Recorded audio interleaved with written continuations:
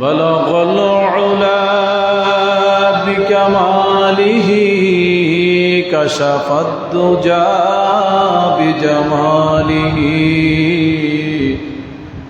حسنت جميع خصاله صلوا عليه وآله محمد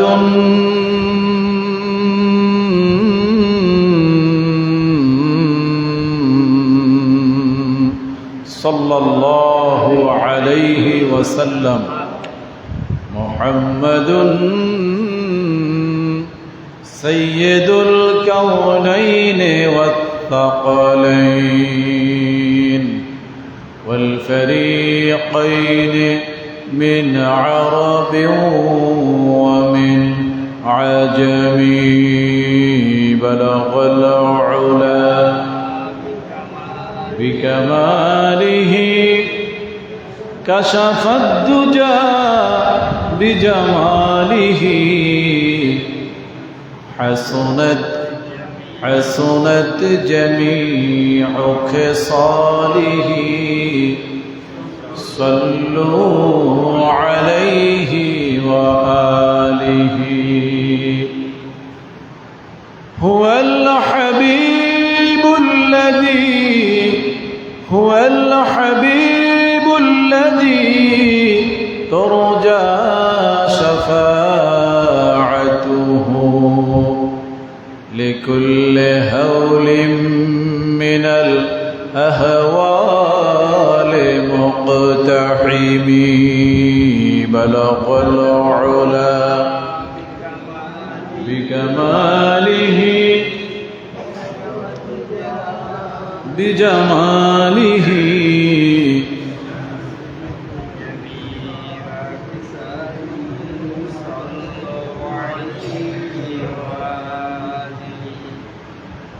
فاق النبيين في خلق وفي خلق فاق النبيين في خلق وفي خلق ولم يدانوه في علم ولا كرم بلغ العلا بكماله كشف الدجى بجماله حسنت جميع خصاله صلوا عليه وآله الحمد لله সকলে পড়ুন আল্লাহ তাআলার দেওয়া জবান দিয়ে তার শুকর আদায় করুন আলহামদুলিল্লাহ। আজকে জুমার দিন সৈয়দুল আইয়াম দিন সমূহের নেতা আল্লাহ তাআলা আমাদেরকে তার পবিত্র ঘরে আসার তৌফিক দান করেছেন। এজন্য আমরা আবারও হৃদয়ের গভীর থেকে শুকর আদায় করছি আলহামদুলিল্লাহ। আমাদের মতো অনেক দায়েমি মুসল্লি বাড়িতে মৃত্যুশয্যায় পড়ে আছেন, অনেকে দুনিয়া থেকে বিদায় নিয়েছেন। আল্লাহ তাআলা আমাদেরকে রেখেছেন, কখন তলব করবেন তিনি ছাড়া আর কেউ জানেন না। আমরা যতদিন বেঁচে আছি তার দয়ায় আমরা যেন তার গোলামি করে যেতে পারি, তিনি যেন সেই তৌফিক সেই অনুগ্রহ আমাদেরকে দান করেন। সকলে বলুন আমিন। আমি আপনাদের সামনে কোরআনে কারীমের অত্যন্ত মর্যাদাপূর্ণ বরকতময় একটি সূরা 5টি আয়াতে কারিমা আপনাদের সামনে তেলাওয়াত করেছি। 4টি 1 থেকে 4 নম্বর আয়াত পর্যন্ত আপনাদের সামনে তেলাওয়াত করেছি। সূরা আর রহমান মদিনায় অবতীর্ণ। কোথায় অবতীর্ণ? এই সূরার মধ্যে 78টি আয়াত রয়েছে, 3টি রুকু রয়েছে। সূরা আর রহমান সূরার নাম কি? সূরা আর রহমান। কোরআনে কারীমের অত্যন্ত মর্যাদাপূর্ণ একটি সূরা, যে সূরাটি মদিনায় অবতীর্ণ হয়েছে। কোথায় অবতীর্ণ হয়েছে? মদিনায়। قل ادعوا الله أو ادعوا الرحمن قل ادعوا الله أو ادعوا الرحمن। যখন উক্ত আয়াত নাজিল হয়, قل ادعوا الله أو ادعوا الرحمن, সূরা বনী ইসরাঈলের একটি আয়াত। এই আয়াতটা যখন নাজিল হয় যে আল্লাহকে তোমরা আল্লাহ বলে ডাকো অথবা রহমান নামে ডাকো,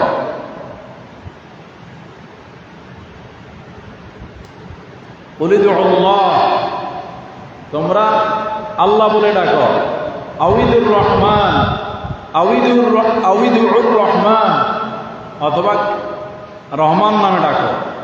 যে নামেই ডাকো আল্লাহর অসংখ্য গুণবাচক নাম রয়েছে। সুবহানাল্লাহ বলেন।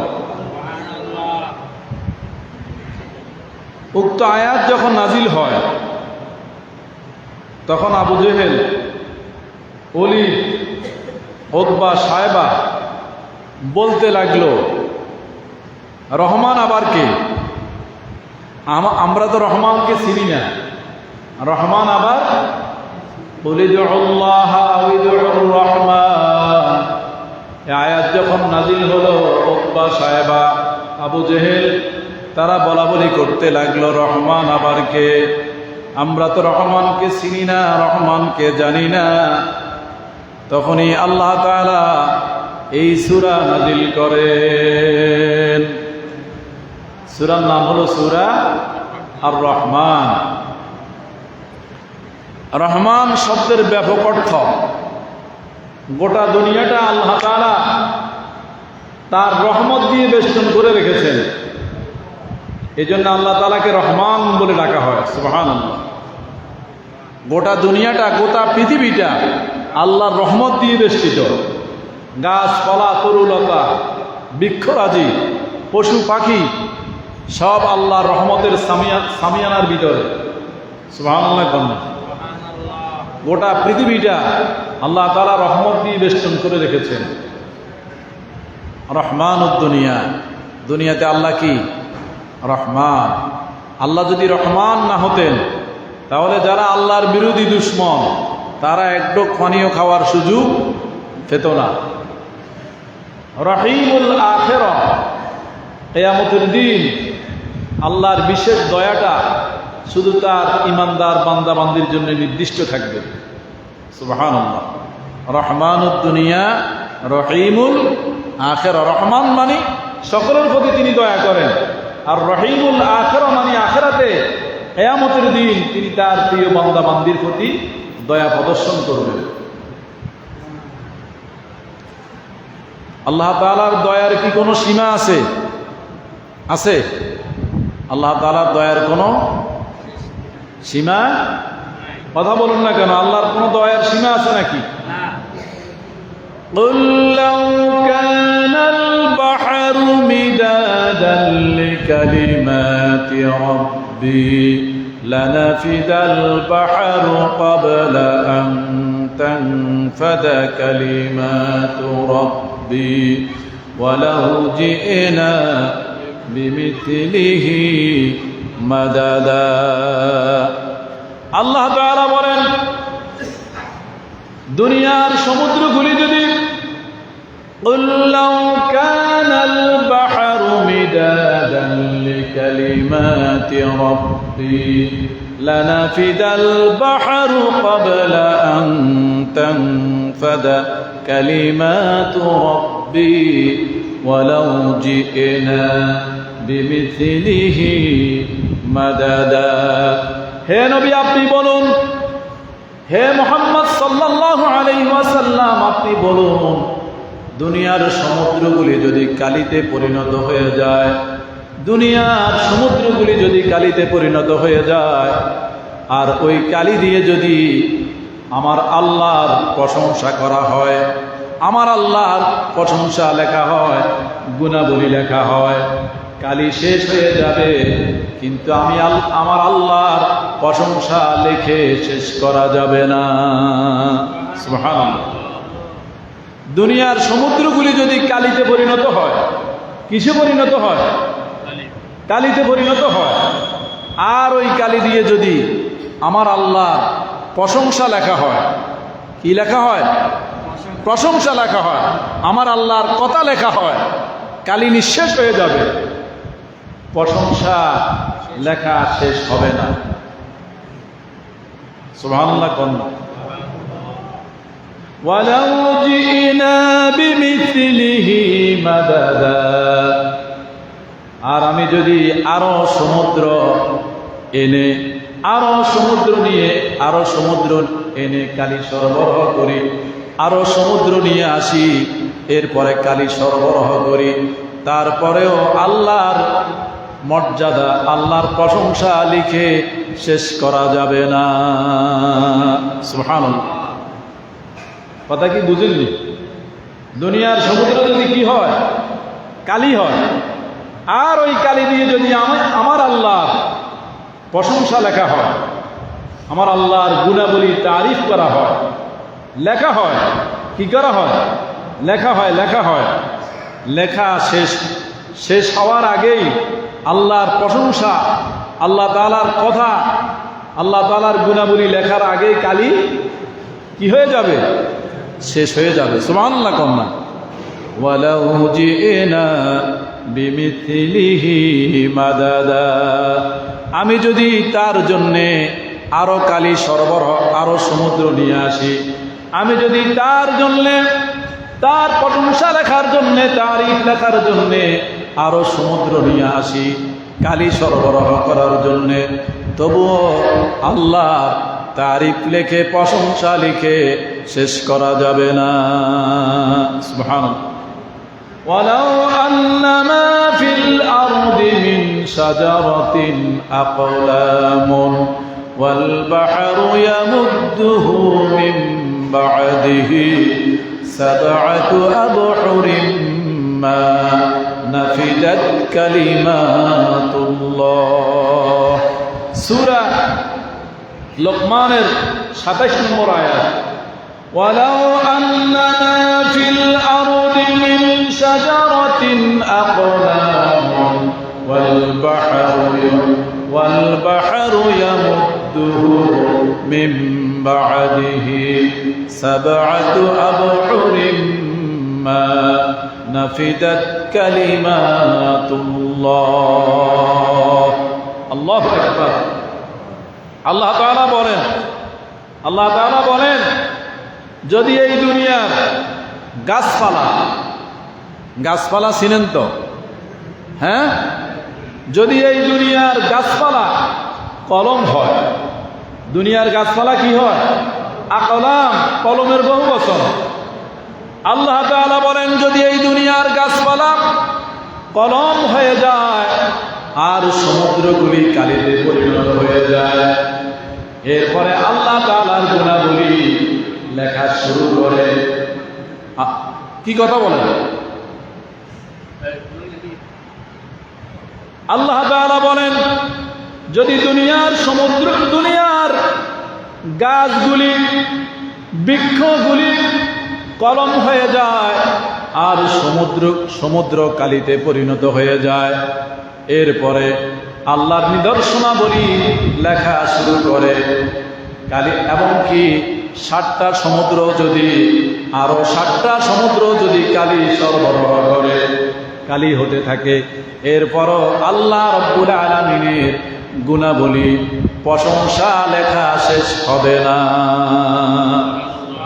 সুবহানাল্লাহ। কন্যা সহজ তরজমা, পৃথিবীর সব গাছ, যত গাছ আল্লাহ তাআলা এই জমিনে দান করেছেন, পৃথিবীর সব গাছ যদি কলম হয়, পৃথিবীর সব সমুদ্র যদি কালি হয়, এরপরে আরো 7টা সমুদ্র, আরো 7টা সমুদ্র কালি সরবরাহ করতে থাকে, এর পরেও আল্লাহর গুণাবলী, আল্লাহর প্রশংসা লিখলে, আল্লাহর গুণাবলী লিখলে, আল্লাহর প্রশংসা লিখলে শেষ করতে পারবে না। সুবহানাল্লাহ। এরপরও আল্লাহর প্রশংসা লেখা কি হবে না, শেষ হবে না। ইন্নাল্লাহা আজিজুন হাকীম, নিশ্চয় আল্লাহ তাআলা মহা পরাক্রমশালী, মহা প্রজ্ঞার অধিকারী। সুবহানাল্লাহ। তাইলে কাফের মুশরিকরা কইল রহমান আবার কে? যখন কুলিদুল্লাহ আউযুর রহমান আয়াত নাজিল হলো,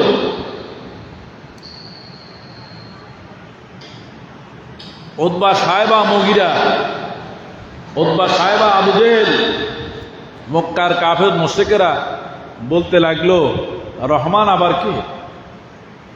এই সূরা নাজিল হওয়ার পরে তখন ইসলামের একদম প্রাথমিক অবস্থা, কি অবস্থা? প্রাথমিক অবস্থা বুঝুন তো, সূচনা। এমন সময় সাহাবা ইকরাম আলোচনা করতে লাগলেন কে পারবে মক্কার কুরাইশদের সামনে গিয়ে, তারা এখনো আল্লাহর কোরআন শুনে নাই, এখনো আল্লাহর কোরআন প্রকাশ্যে শুনে নাই, তোমাদের মধ্যে কে পারবে কাবা শরীফের আঙ্গিনায় গিয়ে, যেখানে মক্কার মুশরিকরা কাফেররা অবস্থান করে, তখন কাবা শরীফ কার দখলে ছিল? মুশরিকদের, কাফের মুশরিকদের দখলে ছিল। কে পারবে মক্কাতুল মুকাররমায় গিয়ে কাফের মুশরিকদের সামনে সুস্পষ্ট আওয়াজে কোরআন তেলাওয়াত করতে? আব্দুল্লাহ ইবনে মাসউদ রাদিয়াল্লাহু তাআলা আনহু তিনি দাঁড়িয়ে গেলেন, তিনি সাহাবায়ে কেরামকে বললেন, ও রাসূলের সাহাবীরা, এই দায়িত্বটা আমাকে দাও, আমি প্রকাশ্যে গিয়ে তাদের সামনে কোরআন তেলাওয়াত করব। সুবহানাল্লাহ। এই দায়িত্বটা আমাকে দাও, আমি প্রকাশ্যে তাদের নাকের সামনে গিয়ে আল্লাহর কোরআন তেলাওয়াত করব। সুবহানাল্লাহ। সঙ্গীরা, সাথীরা বাধা দিলেন, বললেন, না হে রাসূলের সাহাবী আব্দুল্লাহ ইবনে মাসউদ, আপনি ওখানে যাবেন না, আপনি তেলাওয়াত করলে পরে আমাদের আশঙ্কা হয় তারা আপনার উপরে কি করবে? আক্রমণ করবে। আব্দুল্লাহ ইবনে মাসউদ বললেন রাদিয়াল্লাহু তাআলা আনহু, তারা আমার উপরে আক্রমণ করুক অথবা হামলা করুক, আমি তাদেরকে ভয় করি না। আমি সিদ্ধান্ত নিয়েছি আজকে তাদের সামনে আল্লাহর কোরআন তেলাওয়াত করব। সকালবেলা মক্কার কাফের মুশরিকদের বড় বড় নেতারা তখন কাবা শরীফের আঙ্গিনায় উপস্থিত। আব্দুল্লাহ ইবনে মাসউদ রাদিয়াল্লাহু তাআলা আনহু মাকাম ইব্রাহিমে গিয়ে স্পষ্ট আওয়াজে মধুর সুরে অত্যন্ত উচ্চমানের তেলাওয়াতকারী ছিলেন, সুমধুর কণ্ঠের অধিকারী ছিলেন আব্দুল্লাহ ইবনে মাসউদ রাদিয়াল্লাহু তাআলা। অত্যন্ত সুরলিত কণ্ঠে আব্দুল্লাহ ইবনে মাসউদ রাদিয়াল্লাহু তাআলা আনহু সূরা আর রহমান তেলাওয়াত শুরু করে দিলেন। কাফের মুশরিকরা প্রথমে হতভম্ব হয়ে গেল, কোত্থেকে এই সুর ভেসে আসলো, তারা বুঝতে পারে নাই, বিভ্রান্ত হয়ে গেল, কে এই তেলাওয়াত করতেছে, কি তেলাওয়াত করে। এক পর্যায়ে সূরা আর রহমান তেলাওয়াত গভীরভাবে শোনার পরে তারা বুঝতে পেরেছে ইবনে মাসউদের সন্তান আব্দুল্লাহ যেই কালাম তেলাওয়াত করলেন, এটা তো সেই কালাম যেই কালাম মুহাম্মদ সাল্লাল্লাহু আলাইহি সাল্লামের উপরে নাজিল হয়েছে। আমরা যেই কালামের বিরোধিতা করি, যেই কালামের দুশমন আমরা, যেই কালামের বিরুদ্ধে আমরা নিয়োজিত রয়েছি, আব্দুল্লাহ ইবনে মাসউদ তো সেই কালাম আমাদের সামনে তেলাওয়াত করছে। এরপরে তারা হযরত আব্দুল্লাহ ইবনে মাসউদ রাদিয়াল্লাহু তাআলা আনহু, আব্দুল্লাহ ইবনে মাসউদ রাদিয়াল্লাহু তাআলা আনহু উপরে কাফের মুশরিকরা ঝাঁপিয়ে পড়ল, চরমভাবে তার মুখের মধ্যে আঘাত করতে লাগলো। কাফের মুশরিকরা যখন বুঝতে পারলো এটা সেই কালাম যেই কালাম আল্লাহ তাআলা মুহাম্মদ সাল্লাল্লাহু আলাইহি সাল্লামের উপরে নাজিল করেছেন, এরপরে তারা আর স্থির থাকতে পারে নাই, তারা আব্দুল্লাহ ইবনে মাসউদ রাদিয়াল্লাহু তাআলা আনহুর আক্রমণ শুরু করলো। এমন ভাবে তার মুখের মধ্যে আঘাত করতে লাগলো, তার মুখমণ্ডল রক্তাক্ত হয়ে গেল। এরপরেও তিনি সূরা আর রহমান তেলাওয়াত করতে লাগলেন। সুবহানাল্লাহ। একেবারে দুর্বল হওয়া পর্যন্ত, শরীরে শক্তি থাকা পর্যন্ত তিনি সূরা আর রহমান তেলাওয়াত করলেন, তাদের আঘাতের কোনো পরোয়া করলেন না। একবারে যখন রক্তাক্ত হয়ে মাটিতে পড়ে গেলেন, এরপরে রক্তাক্ত অবস্থায় সাহাবায়ে কেরামের কাছে ফিরে গেলেন।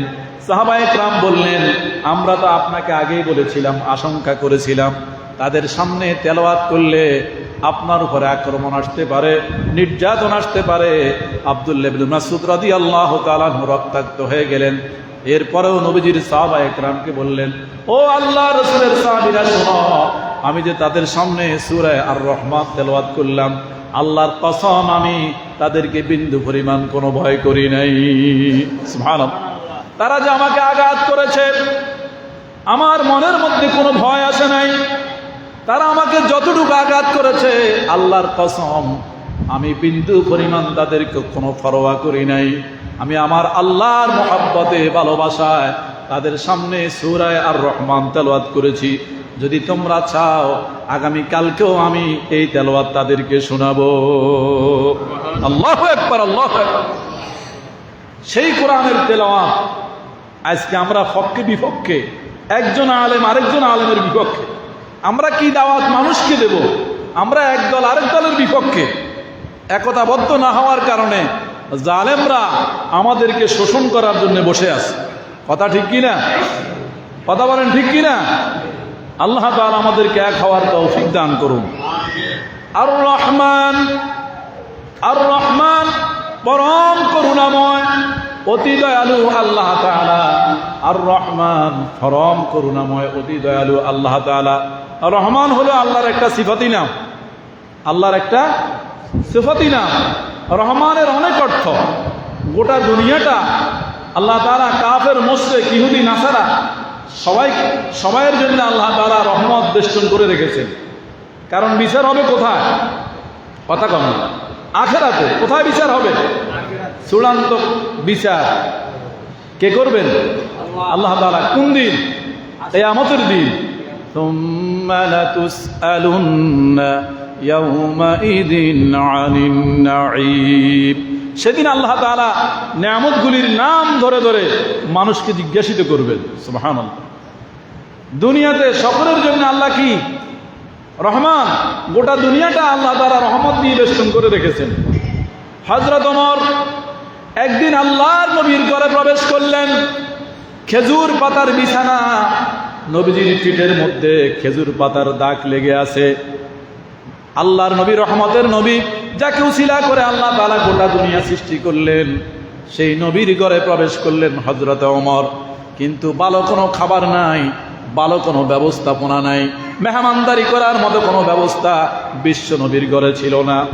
ভালো কোনো আসবাবপত্র ছিল না, দামি বিছানা ছিল না। ওমর কেঁদে ফেললেন, ইয়া রাসূলুল্লাহ, ইয়া হাবিবাল্লাহ, আল্লাহ তাআলা গোটা দুনিয়ার জন্য আপনাকে রহমত করে পাঠিয়েছেন, অথচ বেদিনেরা, ইহুদিরা, মুশরিকেরা, বেঈমানেরা অট্টালিকার মধ্যে বসবাস করে।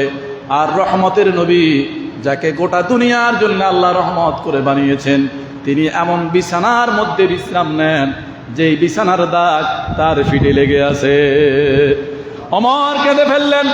নবীজি বললেন, ওমর তোমার চিন্তিত হওয়ার কারণ নাই। ওমর, কাফের মুশরিকদের অট্টালিকা, ব্যবস্থাপনা, রাজকীয় অবস্থা দুনিয়ার মধ্যে শেষ হয়ে যাবে।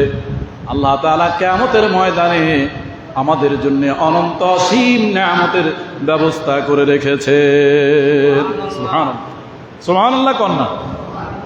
আর রহমান পরম করুণাময়, অতি দয়ালু আল্লাহ তাআলা। আল্লামাল কোরআন, তিনি শিক্ষা দিয়েছেন কোরআন। সুবহানাল্লাহ। কি শিক্ষা দিয়েছেন? কোরআন। আল্লামাল কোরআন। আর রহমান আল্লামাল কোরআন, দয়াময় রহমান শিখালেন কোরআন। কি শিখালেন? কি শিখালেন? খলাকাল ইনসান, তিনি মানুষ সৃষ্টি করেছেন। এখানে আল্লাহ তাআলা আগে বললেন আল্লামাল কোরআন, তিনি শিক্ষা দিলেন কি? কোরআন। এরপরে আল্লাহ বললেন খলাকাল ইনসান। এটার তাফসীর হলো, আল্লাহ তাআলা মানুষকে দুনিয়াতে তামাশা করার জন্য সৃষ্টি করেন নাই, খামাখা জিন্দিগি জাফরের জন্যে, রং তামাশা করার জন্য মানুষকে আল্লাহ তাআলা সৃষ্টি করেননি। আল্লাহর সৃষ্টির মূল উদ্দেশ্যই হলো আল্লাহর গোলামি করা। কার গোলামি করা? এই জন্য আল্লাহ তাআলা আগে আল্লামাল কোরআন শব্দ ব্যবহার করেছেন। সুবহানাল্লাহ কন্যা। আর রহমান পরম করুণাময় আল্লাহ তাআলা। আল্লামাল কোরআন, যিনি কোরআন শিক্ষা দিয়েছেন। খালাকাল ইনসান, যিনি মানুষ সৃষ্টি করেছেন। আল্লামাহুল বায়ান, যিনি মানুষের মনের ভাব প্রকাশ করার জন্য কথা বলা শিখিয়েছেন। সুবহানাল্লাহ। মানুষের মনের ভাব প্রকাশ করার জন্য তিনি বয়ান শিখিয়েছেন, কথা বলা শিখিয়েছেন। সুবহানাল্লাহ। তাহলে তিনি শিক্ষা দিলেন কোরআন। কি শিক্ষা দিলেন? কোরআন। আমরা কি সেই কোরআনের সাথে পুরোপুরি আছি? কোরআনের সাথে পুরোপুরি আছি না। उस जमाने में मुअज्जस थे मुसलमान होकर, उस जमाने में मुअज्जस थे मुसलमान होकर, और तुम खार हुए तारिके कुरआन होकर। এক জামানায় মুসলমানেরা সম্মানিত ছিল, মর্যাদাবান ছিল, একটি মাত্র কারণ ছিল, মুসলমানের সাথে কোরআনের সম্পর্ক ছিল। সুবহানাল্লাহ। মুসলমানের সাথে কিসের সম্পর্ক ছিল? কোরআনের সম্পর্ক ছিল। আগে স্কয়ার হাসপাতাল, অ্যাপোলো হাসপাতাল, ওভার কেয়ার হাসপাতাল, ইউনাইটেড হাসপাতাল ছিল না। মা গর্ভধারণ করেছেন, সূরা ফাতিহা পড়ে মাকে পানি দেওয়া হয়েছে, মা পানি পান করেছেন, গর্ভ খালাস হয়ে গিয়েছে। এরকম হাজারো কোটি ঘটনা আছে না?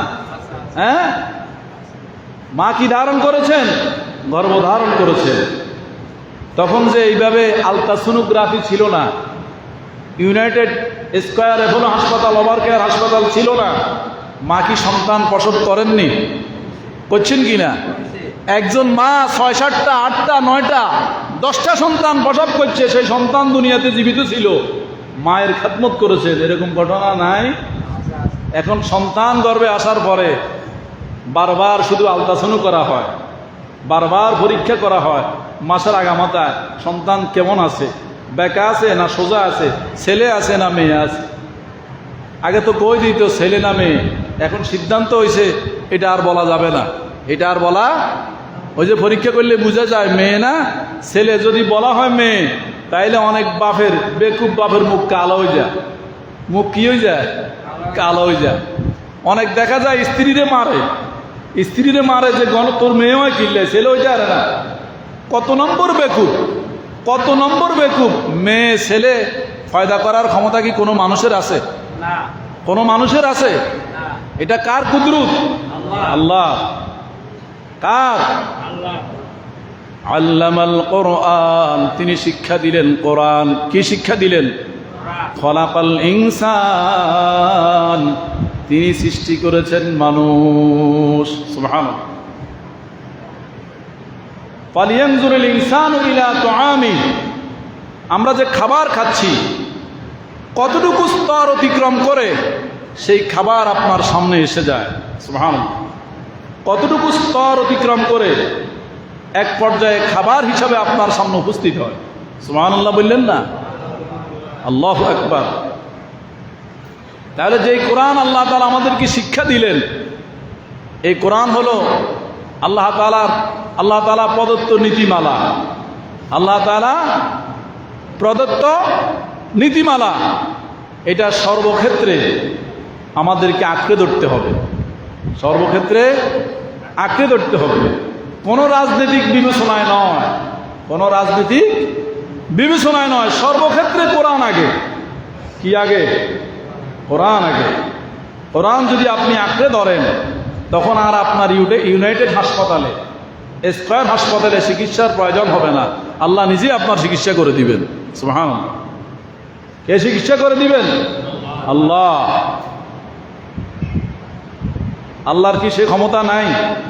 হ্যাঁ, আল্লাহর কোরআনের উপর যার আমল যত মজবুত, তার প্রত্যেকটা বিপদ মুসিবত আল্লাহ হালকা করে দেন। সুবহানাল্লাহ। তারা মাসামাসি হাসপাতালে পড়ে থাকতে হয় না।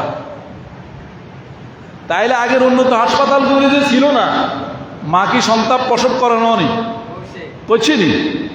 এখন আমরা চিকিৎসার উপর এত নির্ভরশীল, এখন আর কোরআনের সেই আকর্ষণ আমাদেরকে এখন আর মহব্বত করে না, গ্রাস সেই আকর্ষণ এখন আর আমাদের অন্তরে নাই। কথা বুঝছেননি? আগে বাড়িতে কাছারিতে ম্যাক্সিমাম হুজুর থাকতো। কি থাকতো? হুজুর থাকতো কোরআন শিক্ষা দেওয়ার লাগে। আপনাদের বাড়িতে থাকতো নি? হ্যাঁ, মানুষ গরিব ছিল কিন্তু হুজুরের এক বেলা খাবারের লাগে মানুষের আগ্রহ ছিল।